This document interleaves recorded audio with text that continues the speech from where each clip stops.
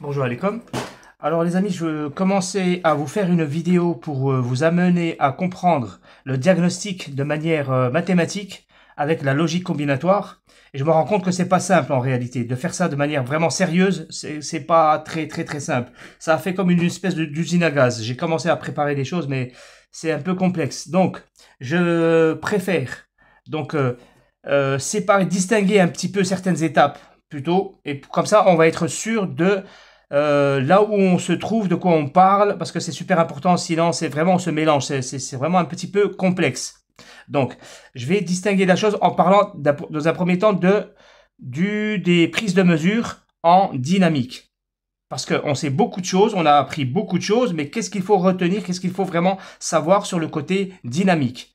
Qu'est-ce qui va nous servir après le dynamique dans le statique? L'explication statique, ça viendra sur une autre vidéo. En fait, il s'agit en réalité de combiner un savoir physique, un savoir scientifique. C'est un savoir scientifique, c'est pas moi, c'est le savoir scientifique, c'est lui, c'est la carte. La carte, elle se comporte d'une certaine manière, scientifiquement. Voilà, il faut en être conscient. Ça, c'est ce qu'on va étudier de manière statique et dynamique. Et cette chose-là, ce comportement-là, nous, on va l'associer avec nos compétences pratiques. C'est en associant les deux, en les combinant les deux, qu'on va arriver à faire de la science exacte dans la recherche de panne.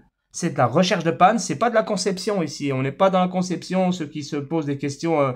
Vraiment, des gens, vous allez voir, il y a des choses vraiment inutiles ici. En électronique, dans le dépannage, ce qui va être essentiel, c'est ce que je vais vous donner ici, sans prétention. C'est ce que je vais vous donner ici dans la partie en tout cas dynamique. C'est super important de prendre conscience que lorsqu'on aura mis l'électricité, et comme je vous ai dit, je vais mettre ça en plusieurs étapes. Dès qu'on aura mis l'électricité donc dans une alimentation, que ce soit un lave-vaisselle, lave-linge, micro-ondes, peu importe la machine, en industrie, on est normalement censé être capable de au moins identifier ce que je suis en train de faire, ce que je suis en train de contrôler. Je sais que c'est un moteur, je sais que c'est une carte machine à laver, etc. Je sais que c'est un adaptateur, parce que parfois on peut avoir un adaptateur. On a de 230 volts qui rentrent dans un adaptateur pour sortir du 19 volts, par exemple. Et donc alimenter directement ta carte commande pour commander je ne sais pas quoi en 19 volts. Donc il faut avoir déjà de la connaissance. D'accord? Nous, notre priorité à nous, c'est avoir de la connaissance en dynamique. La connaissance, c'est celle-là, c'est d'avoir l'identification que ici j'ai 230 volts et là j'ai un filtre, là j'ai un pont de diode, donc j'ai un condensateur, donc j'ai 320 volts. Voilà la connaissance. 320 volts, parce que ici, c'est simple. Là, j'ai un condensateur général avec le même principe, mais ici, j'aurais du 320 volts et 400 volts. Comment? En forçant la carte. Ça, c'est de la connaissance aussi pratique. Il faut savoir forcer la carte avec le PS on pour obtenir ici les 400 volts. Ensuite, je vois ici, si j'ai mes tensions stand-by, bien sûr, j'aurai le stand-by avant, stand-by 12 volts et la tension pour le rétroéclairage. J'arrive à identifier ça. La prise de mesure en dynamique, elle se fait en tension avec le plus et le moins. Le moins, le négatif, c'est le GND. Le plus, c'est le rouge. Et on se mettra sur le condensateur général, par exemple. Après, on va contrôler le VCC. VCC numéro 2, parce qu'il y a deux VCC ici. Il y a le VCC pour le boost. Bien. Après, on va contrôler aussi les tensions. Les tensions qui se trouvent au secondaire. Au secondaire, on va contrôler le stand-by. Il a un condensateur. Le 12 volts, il a son condensateur. Le 24 volts, il a un condensateur. Donc, à chaque fois, ce qu'il faut retenir en dynamique, c'est que je vais contrôler des condensateurs à chaque fois. Ce sont des condensateurs stand-by, 12 volts, 24 volts.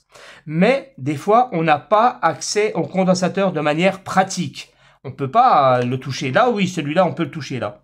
Mais celui-là, non, celui-là, non, celui-là, non. Alors, comment on fait? On sait que les condensateurs, ils ont un négatif. Le négatif, il est commun. Donc, on va se mettre sur la vis. Hop, c'est super. Le noir, on le met dans la carcasse de la télévision.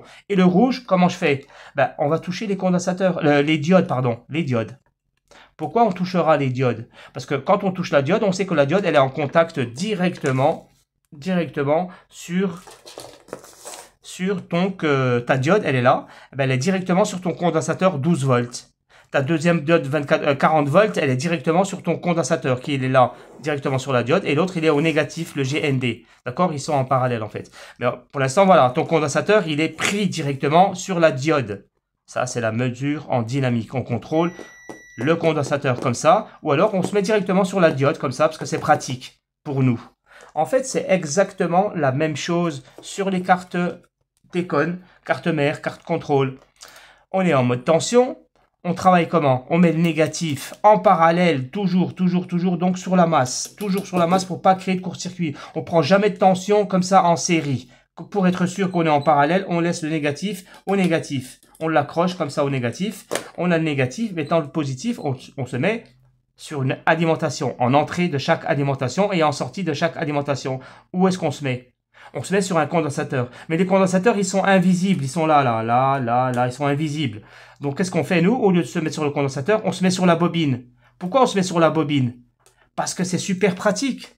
Parce que, en fait, les régulateurs, ils ont plusieurs pattes comme ça. Ils ont leur sortie sur un condensateur, mais il n'est pas très visible, positif, là, le condensateur. C'est dur de se mettre comme ça. Là c'est le négatif, c'est facile, on prend le GND, mais ce point-là, le condensateur, on ne sait pas où il est. Ben, on se met sur la bobine, parce qu'on sait que la bobine, elle va au condensateur et à la charge. Voilà la manière pratique.